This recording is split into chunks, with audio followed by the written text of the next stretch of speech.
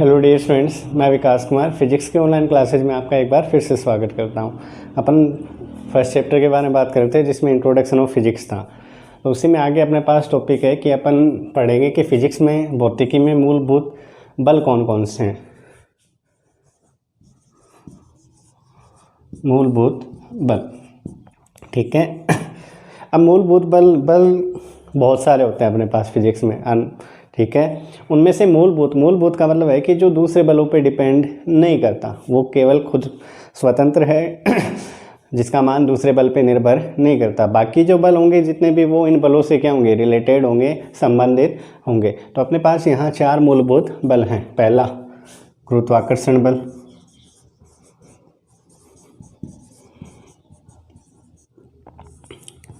ठीक है। दूसरा अपने पास होता है विद्युत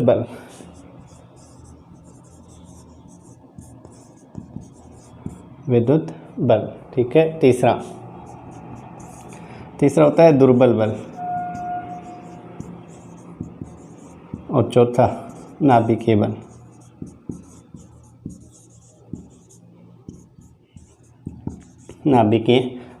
ये जो 4 बल हैं अपने पास फिजिक्स में, ये चारों क्या होते हैं, मूलभूत बल होते हैं। इनके अलावा जितने भी होते हैं वो मूलभूत नहीं होते, वो इन पे डिपेंड रहते हैं, ठीक है। अब चारों के बारे में अपन पढ़ेंगे एक एक करके। सबसे पहले अपन बात करेंगे गुरुत्वाकर्षण बल की। अब गुरुत्वाकर्षण बल की बात जब करते हैं तो आप लोगों ने 9th में पढ़ा होगा गुरुत्वाकर्षण के बारे में, और वैसे जानते भी हैं गुरुत्वाकर्षण। बट वहाँ तक अपन पढ़ते थे कि पृथ्वी प्रत्येक वस्तु को अपनी ओर खींचती है, एक बल के द्वारा खींचती है, जिसको अपन क्या बोलते थे, गुरुत्वाकर्षण बोलते थे। परंतु यहाँ वैल्यू थोड़ी अलग बोलेंगे अपन, ठीक है। यहाँ क्या होगा कि अपने ब्रह्मांड में, अपने यूनिवर्स में जितनी भी चीज़ें हैं, जितनी भी वस्तुएं, वो दूसरी वस्तुओं को अपनी ओर क्या करती हैं, आकर्षित करती हैं। ये नहीं कि केवल पृथ्वी अपनी ओर वस्तुओं को क्या करती है, आकर्षित करती है। प्रत्येक वस्तु, जितनी भी वस्तुएं, छोटी से छोटी और बड़ी से बड़ी वस्तु, वो क्या करती है, दूसरी वस्तु को अपनी ओर क्या करती है, आकर्षित करती है, ठीक है। और उसी आकर्षण को अपन क्या बोलते हैं, गुरुत्वाकर्षण बल बोलते हैं। जैसे मान लो अपने पास यहाँ 2 वस्तुएं लूँ, पहली का द्रव्यमान मान लो कितना है, m1 है, दूसरी का द्रव्यमान कितना है, m2 है। इन दोनों के मध्य की दूरी कितनी है, r है। मान लो मध्य की दूरी कितनी है, r है। तो यहाँ जो गुरुत्वाकर्षण बल लगेगा वो 2 चीज़ों पे डिपेंड करता है, F-G। वो डायरेक्टली प्रोपोर्शनल होते हैं इन दोनों के द्रव्यमानों के गुणनफल के बराबर, कि गुरुत्वाकर्षण बल समानुपाती है दोनों वस्तुओं के द्रव्यमानों के मल्टीप्लिकेशन के गुणनफल के, ठीक है। और इनडायरेक्टली प्रोपोर्शनल होता है, व्युत्क्रमानुपाती होता है इनके मध्य की दूरी के स्क्वायर के, ठीक है। इन दोनों को अगर आप एक साथ लिखो तो F-G समानुपाती होगा m1 m2 upon r square, ठीक है। अब जब समानुपाती का निशान हटता है तो अपन को पता है एक नियतांक आता है। यहाँ जो नियतांक आता है वो कैपिटल G आता है, capital G m1 m2 upon r square, ठीक है। जहाँ कैपिटल G को बोलते हैं सार्वत्रिक गुरुत्वीय नियतांक, सार्वत्रिक गुरुत्वीय नियतांक,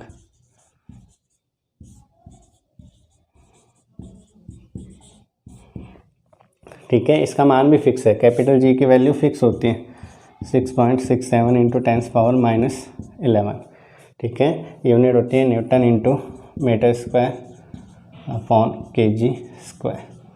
ये जो फॉर्मूला बताया था या ये जो नियम दिया था वो न्यूटन ने बताया था, ठीक है। तो इस चीज़ का भी आपको ध्यान रखना है कि ये जो सारी चीज़ गुरुत्वाकर्षण बल के बारे में सबसे पहले किसने बताया था, न्यूटन ने बताया था। थ्योरी आपने पढ़ी होगी, वो सेब वाली, पेड़ से सेब गिरा, ठीक है।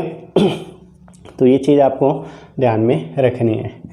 अब एक चीज़ और हमेशा ध्यान रखना कि कई बार क्वेश्चन आता है कि अपनी प्रकृति में सबसे दुर्बल बल कौन सा है, फिजिक्स बोल लो या प्रकृति बोल लो, सबसे दुर्बल बल, ठीक है। तो सबसे दुर्बल बल जो होता है ना, वो गुरुत्वाकर्षण बल होता है। सबसे वीक फोर्स, वीकेस्ट है ये, वीक फोर्स ऑफ नेचर। पृथ्वी का क्या है, यह प्रकृति का क्या है, सबसे वीक फोर्स होता है ये, ठीक है, तो ये थोड़ा सा गुरुत्वाकर्षण बल के बारे में। बाकी इसका पूरा चैप्टर है अपने पास, उसके बारे में आगे पढ़ेंगे अपन। जितने भी अपने पास बल हैं सब के बारे में अपन 11th और 12th में पढ़ेंगे। अब देखो दूसरे की बात करते हैं।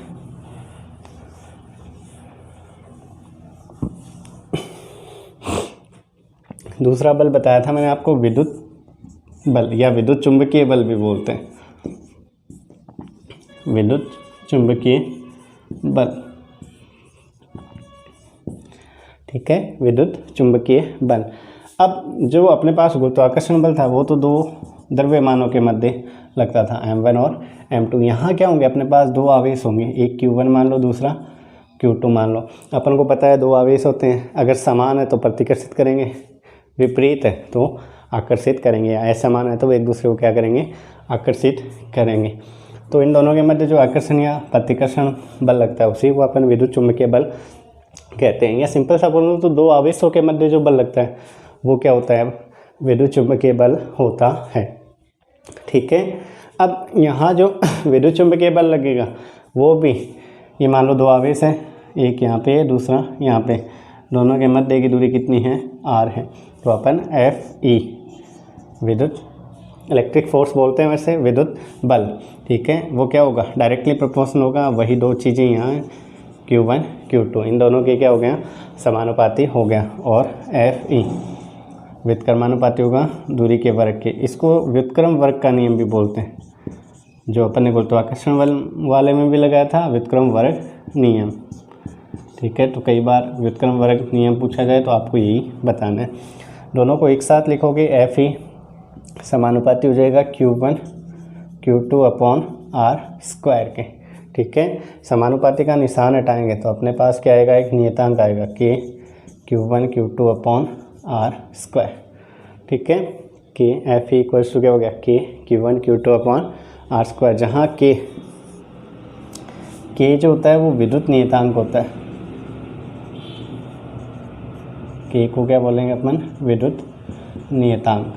k क्या होगा, विद्युत नियतांक। k का मान फिक्स है, 9 × 10⁹ newton into metre square upon coulomb square. ये अपन 12th में पढ़ेंगे मेनली, पूरा जाके फर्स्ट चैप्टर में अपन इसको बहुत डिटेल से पढ़ने वाले हैं। और वैसे k का मान एक और होता है, k इक्वल्स होता है 1/4π ε0। ये e जैसा है, ε0 बोलते हैं इसको। ठीक है, एप्सिलॉन और नीचे नोट है तो नोट लग जाता है। ठीक है, एप्सिलॉन बोलते हैं इसको। इसका मान भी फिक्स है निर्वात के लिए 8.85 × 10⁻⁻12। ठीक है, coulomb square upon newton into metre square. ये है अपने पास विद्युत चुंबकीय बल के बारे में। विद्युत चुंबकीय बल दो आवेशों के मध्य लगेगा, ये आपको ध्यान में रखना है। और जैसे गुरुत्वाकर्षण बल के लिए नियम थे अपने पास दो, सेम वैसे ही नियम यहाँ हैं, यहाँ भी आपको ध्यान में रखना है। ठीक है, इसके बाद अपन आते हैं तीसरे बल पे। तीसरे बल जिसको अपन बोलते हैं दुर्बल बल।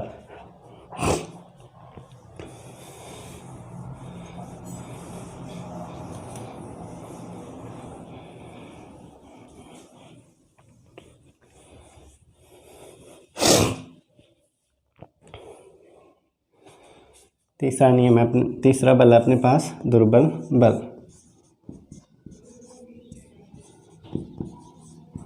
वीक फोर्स, नाम ही इसका दुर्बल बल है, बाकी सबसे दुर्बल नहीं है ये। सबसे दुर्बल तो कौन सा है, गुरुत्वाकर्षण बल होता है। अब वीक फोर्स की बात करें तो वीक फोर्स को बताने से पहले आपको एक चीज़ जिसका नाम है रेडियो एक्टिविटी। रेडियो एक्टिविटी के बारे में आपने सुना होगा, पक्का सुना है, क्योंकि 9th में नाम आता है इसका। रेडियो एक्टिविटी का मतलब होता है कि जो नाभिक होता है ना, कुछ परमाणु होते हैं, उनके नाभिक से कण क्या निकलते हैं, बाहर निकलते हैं, जिसको अपन क्या बोलते हैं, रेडियो एक्टिविटी। अब ये जो कण है वो 3 होते हैं, अल्फा, बीटा एंड गामा। अपन यहाँ केवल बीटा 6 की बात करेंगे कि वो रेडियो एक्टिव था जिसमें बीटा कण क्या निकले, बाहर निकले। तो जब बीटा कण बाहर निकलता है, बीटा का मतलब या तो इलेक्ट्रॉन होता है या पॉजिट्रॉन। यहाँ अपन इलेक्ट्रॉन की बात करें, इलेक्ट्रॉन के साथ साथ एक एंटी न्यूट्रिनो पार्टिकल और निकलता है, दो कण निकलते हैं, एक इलेक्ट्रॉन निकलता है, दूसरा क्या निकलता है, एंटी न्यूट्रिनो, और अगर पॉजिट्रॉन निकलता है तो उसके साथ न्यूट्रिनो निकलता है। केवल अपन यहाँ बात किसकी करेंगे, आपको केवल इतना ध्यान रखना है कि हाँ दो कण बाहर निकलते हैं, इलेक्ट्रॉन और एंटी न्यूट्रिनो। कि जब रेडियो एक्टिविटी में बीटा 6 होता है तो बीटा 6 के दौरान नाभिक से इलेक्ट्रॉन और उसके साथ एंटी न्यूट्रिनो कण क्या निकलता है, बाहर निकलता है। अब ये जो दोनों होते हैं इनके मध्य जो फोर्स लगता है वो क्या होता है, वीक फोर्स, ठीक है। या बीटा 6 के दौरान जो बल लगता है वो अपन क्या बोलेंगे, दुर्बल बल होता है। इसके बारे में ज़्यादा डिटेल नहीं है अपन को, बस इतना ही ध्यान रखना, ना कोई फॉर्मूला ना कुछ और है, केवल आपको इतना ध्यान रखना है, ठीक है। तो ये था थोड़ा सा दुर्बल बल के बारे में। अब बात करते हैं अपन नाभिकीय बल के बारे में।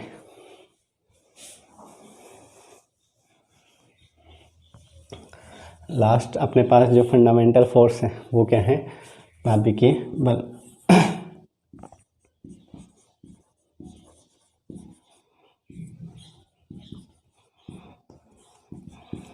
न्यूक्लियर फोर्स, ये थोड़ा अच्छा भी है, आपको सोचना भी पड़ेगा इसमें। आप लोगों ने नाभिक के बारे में पढ़ा होगा, ठीक है। नाभिक क्या होता है, परमाणु का वह हिस्सा होता है जहाँ उसका प्लस और माइनस संपूर्ण आवेश क्या रहता है, केंद्रित रहता है। जैसे Na की बात करूँ मैं, सोडियम की, सोडियम में अपने पास इसका परमाणु क्रमांक कितना होता है, 11 होता है। तो इसमें प्रोटॉन कितने हो गए, 11, इलेक्ट्रॉन भी कितने हो गए, 11। 11 प्रोटॉन और 11 इलेक्ट्रॉन कहाँ रहेंगे, नाभिक के सॉरी एक मिनट क्लियर करते हैं, प्रोटॉन कहाँ रहेगा, केवल नाभिक में। हाँ, नाभिक क्या होता है, वह परमाणु का वह हिस्सा होता है जहाँ उसका संपूर्ण धनावेश क्या रहता है, केंद्रित। ऋणावेश नहीं होगा, सॉरी वो बोलने में मिस्टेक हो गई। तो अपने पास जो सोडियम है उसमें क्या है, 11 इलेक्ट्रॉन 11 ही प्रोटॉन। प्रोटॉन तो कहाँ रहेंगे, नाभिक में। इलेक्ट्रॉन कहाँ रहते हैं, बाहर कक्षाओं में क्या करते हैं, चक्कर लगाते हुए रहते हैं। इतना तो आप लोगों ने पढ़ा होगा। अब एक चीज़ क्लियर करते हैं अपन, नाभिक होता है वो बहुत छोटा होता है, मैंने उसका आकार भी बताया था आपको। नाभिक का आकार कितना होता है, 10⁻⁻15 मीटर का होता है। परमाणु का आकार कितना होता है, 10⁻⁻10 मीटर का। अब ये जो नाभिक का आकार वो इतना कम है कि यहाँ केवल क्या है, पॉजिटिव आवेश हैं। अब अपन पॉजिटिव आवेश जैसे मान लो ये है, यहाँ मैं प्लस ही प्लस रख दूँ, पॉजिटिव आवेश है। तो पॉजिटिव को क्या करता है, प्रतिकर्षित करता है। इट मीन्स नाभिक क्या हो जाना चाहिए, टूट जाना चाहिए था। नाभिक क्या हो जाना चाहिए था, टूट जाना चाहिए था। इस बात पे गौर करना आप लोग कि नाभिक जो होता है उसमें केवल क्या होता है, प्लस आवेश होता है, और प्लस प्लस एक दूसरे को क्या करते हैं, प्रतिकर्षित करते हैं। प्रतिकर्षित करने का मतलब है कि फिर जो नाभिक है वो क्या हो जाना चाहिए था, प्रतिकर्षण होता और वो दूर दूर चले जाते और नाभिक क्या हो जाता, बिखर जाता या टूट जाता। परंतु ऐसा नहीं होता। अपन सब पढ़ते हैं कि नाभिक का अस्तित्व है और हमेशा से है और वो आगे रहेगा भी। तो नाभिक क्या है, अस्तित्व में है। इट मीन्स अब आप लोग ये भी बोल सकते हैं कि प्रोटॉन के मध्य मान लो गुरुत्वाकर्षण बल लगता है, परंतु गुरुत्वाकर्षण बल और प्रतिकर्षण जो विद्युत बल है उन दोनों में बहुत फ़र्क होता है। अगर गुरुत्वाकर्षण बल का मान 1 है तो वहीं विद्युत बल का मान लगभग 10⁻36 इतना गुना ज़्यादा होता है। इट मीन्स गुरुत्वाकर्षण बल भी इनको जोड़ के नहीं रख सकता। फिर एक नया बल आता है जिसको बोलते हैं अपन नाभिकीय बल। जो नाभिकीय बल है वो किस में लगता है, नाभिक के अंदर अपने पास न्यूट्रॉन और प्रोटॉन, न्यूट्रॉन भी होते हैं और प्रोटॉन भी होते हैं। न्यूट्रॉन की बात अभी तक इसलिए नहीं की थी क्योंकि मैं आपको केवल प्रतिकर्षण के बारे में बता रहा था और न्यूट्रॉन पे कोई आवेश नहीं होता। तो नाभिकीय बल है वो किस में लगता है, न्यूट्रॉन और प्रोटॉनों के मध्य लगता है, जो उनको क्या करता है, बांध के रखता है नाभिक के अंदर। अब इसमें ये भी ध्यान रखना कि मान लो प्रोटॉन के बीच जो नाभिकीय बल लग रहा है उसका मान न्यूट्रॉन के बीच जो नाभिकीय बल लगता है उसके बराबर होता है, या न्यूट्रॉन और प्रोटॉन के मध्य जो नाभिकीय बल लगता है उसके भी क्या होता है, ये बराबर होता है। तो ये चीज़ आपको ध्यान में रखनी है कि नाभिकीय बल की नाभिक के अंदर प्रोटॉन और न्यूट्रॉन होते हैं, उनके मध्य जो बल कार्य करता है वो क्या कहलाता है, नाभिकीय बल कहलाता है। तो इस चीज़ को आपको ध्यान में रखना है। तो अपने 4 फंडामेंटल फोर्स पढ़े अभी तक, गुरुत्वाकर्षण बल, ग्रेविटेशनल फोर्स, विद्युत चुंबकीय बल, इलेक्ट्रोमैग्नेटिक फोर्स, वीक फोर्स, दुर्बल बल जिसको बोलते हैं, लास्ट वन न्यूक्लियर फोर्स, नाभिकीय बल के बारे में। इन चारों को अगर अपन कंपेयर करें, सबसे वीक फोर्स होता है कौन सा, ग्रेविटेशनल, ठीक है, अनुपात। उसके बाद आता है दुर्बल, FW वीक फोर्स। उसके बाद FE विद्युत चुंबकीय बल, और उसके बाद एंड न्यूक्लियर फोर्स, इनका अनुपात देखें तो 1/10⁻25 या 26 के अबाउट होता है, ठीक है, 25 या 26, अपन 25 यूज करेंगे बुक के अकॉर्डिंग, 10⁻36 और 10⁻38। इट मीन सबसे जो स्ट्रॉन्ग होता है वो अपन इन चारों में से कौन सा बोल सकते हैं, न्यूक्लियर फोर्स होता है, वो सबसे ज़्यादा क्या होता है, स्ट्रॉन्ग होता है। तो ये 4 बल हैं, चारों बलों के बारे में आपको देखना है। अब अपन बात करते हैं संरक्षण के सिद्धांत। फिजिक्स में अपन जितने भी संरक्षण के सिद्धांत पढ़ेंगे, मैन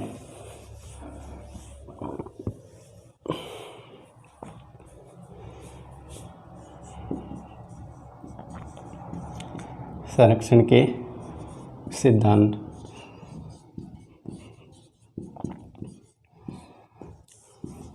ठीक है, कुछ सिद्धांत आपने पढ़े हैं, कुछ अपन नए पढ़ेंगे, ठीक है। जैसे पहला संरक्षण का सिद्धांत है रेखीय संवेग संरक्षण।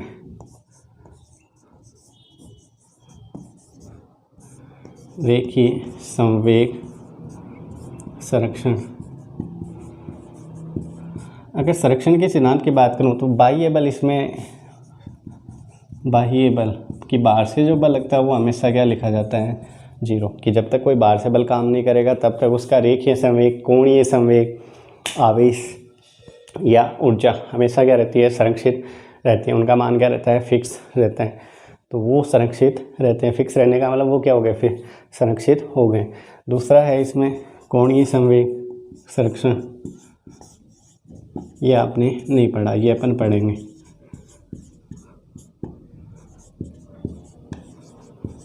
ठीक है। तीसरा पढ़ा है ऊर्जा संरक्षण, ये तो पढ़ा है, कोणीय नहीं पढ़ा, बाकी तीनों पढ़े। और आवेश संरक्षण,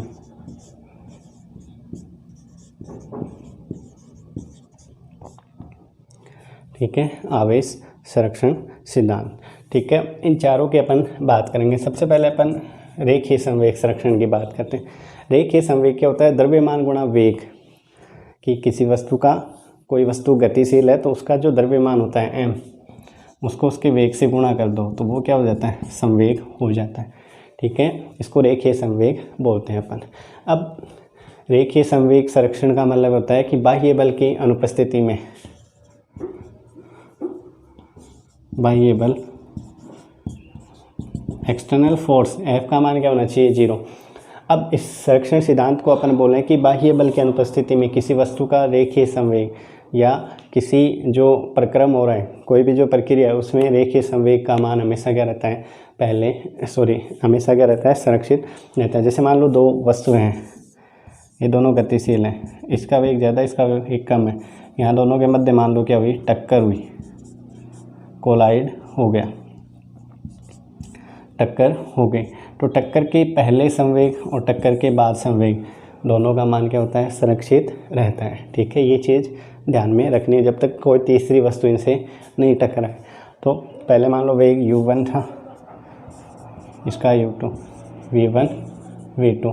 तो अपन अगर बात करें इनकी तो सिंपल से यही है कि पहले जो संवेग होगा वो बाद में जो संवेग होगा उसके क्या होगा, बराबर होगा। तो ये चीज़ आपको ध्यान में रखनी है। तो रेखीय संवेग संरक्षण वैसे अपन इसको डिटेल में भी पढ़ेंगे, डिटेल में पढ़ने पे क्या पाएंगे, अपन पढ़ेंगे इसको इसी अपने 11th के ही चैप्टर में डिटेल में, वहाँ पूरा इसको बताएंगे। अब इसके एग्जाम्पल देखते हैं, डिटेल में एग्जाम्पल भी पढ़ेंगे। जैसे मान लो गन होती है, जब बंदूक से गोली चलाई जाती है तो गोली आगे की तरफ जाती है, गन कहाँ जाती है, पीछे। तो गन का रिकॉइल होना इसी का एग्जाम्पल है, ठीक है। अब बात करते हैं कोणीय संवेग संरक्षण की। केवल इसमें इतना ही फ़र्क है, इस यहाँ भी बाह्य बल क्या होगा, शून्य होगा, कि जब एक्सटर्नल फोर्स क्या हो, शून्य हो।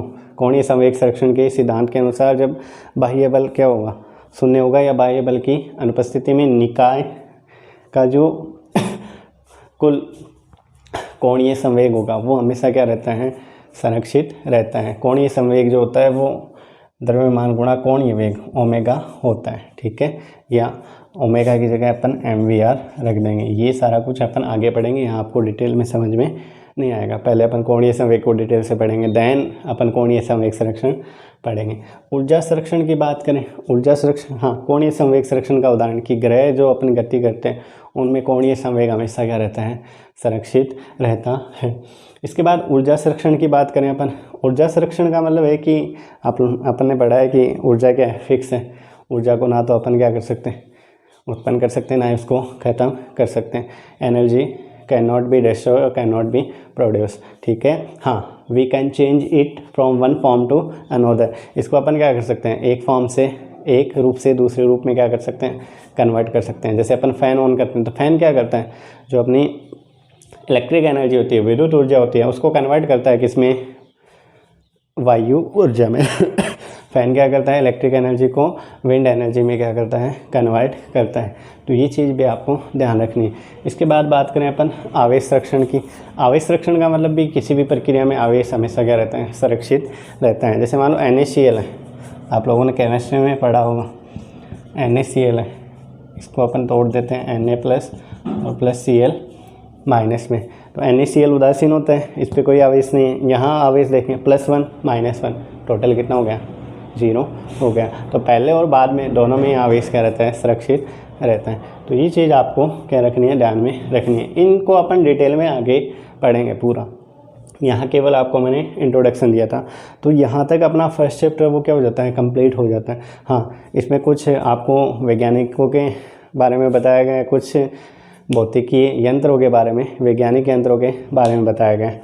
वैज्ञानिक यंत्रों की जैसे बात करूँ, अपन स्पीडोमीटर की बात करें, बाइक में लगाता है। स्पीडोमीटर क्या करता है, किसी वस्तु की गति को मेजर करता है, ठीक है। बोरोमीटर वायुमंडलीय दाब को क्या करता है, मेजर करता है, ठीक है। इसी के अलावा आप लोगों ने जो पढ़े हैं, रडार पढ़ा आप लोगों ने। रडार क्या करता है, जो वायुयान होते हैं या जो पनडुब्बी वगैरह होते हैं उनकी स्थितियों को क्या करता है, मेजर करता है। सूक्ष्मदर्शी पढ़ा है ना, दूरदर्शी पढ़ा है, ठीक है, इन सब के बारे में। जायरोस्कोप पढ़ा है, हाँ, पबजी वाले जायरोस्कोप का नाम तो ज़रूर सुना होगा, जो लोग पबजी खेलते हैं, आजकल क्रेज़ भी है उसका, ठीक है। तो जायरोस्कोप का मतलब क्या होता है, वो वस्तु की गति के साथ, मूवमेंट के साथ क्या करता है, उसकी गति को मेजर करता है। मतलब घूमती हुई वस्तुओं की गति के बारे में वो अपन को नॉलेज करवाता है, जायरोस्कोप, ठीक है। इसी प्रकार बहुत सारे हैं, तो आप लोग वो बुक में देख लेना। तो ये जो चैप्टर है ये कंप्लीट हो जाता है। इंट्रोडक्शन वगैरह, परिभाषाएं वगैरह, मूलभूत बल हो गए, ठीक है, भौतिकी के प्रकार हो गए, और अपने जो संरक्षण के सिद्धांत हैं उन सब के बारे में। तो इनके नोट्स आपको खुद को प्रिपेयर करने, बुक का यूज़ करना है, कुछ ज़्यादा कुछ नया इसमें है नहीं। सेकंड चैप्टर से अपन पढ़ेंगे। मेन जो फिजिक्स स्टार्ट होगी वो आपकी बेसिक जो स्टार्ट होगा, मेन पार्ट जो स्टार्ट होगा वो सेकंड चैप्टर से स्टार्ट होगा, क्योंकि ये तो आगे दोबारा काम में दोबारा आएंगे, डिटेल में पढ़ेंगे। यहाँ तो केवल मैंने आपको केवल इनका व्यू दिया है कि होता क्या है, कैसे होता है, ठीक है। तो इसके नोट्स आपको खुद प्रिपेयर करने हैं, और जितना जल्दी हो सके उतना जल्दी प्रिपेयर कर लें, ठीक है। अब अपन नेक्स्ट क्लास में पढ़ेंगे मापन के बारे में, जो मेन चीज़ है अपनी फिजिक्स जहाँ से स्टार्ट होती है। तो till then take care, thank you.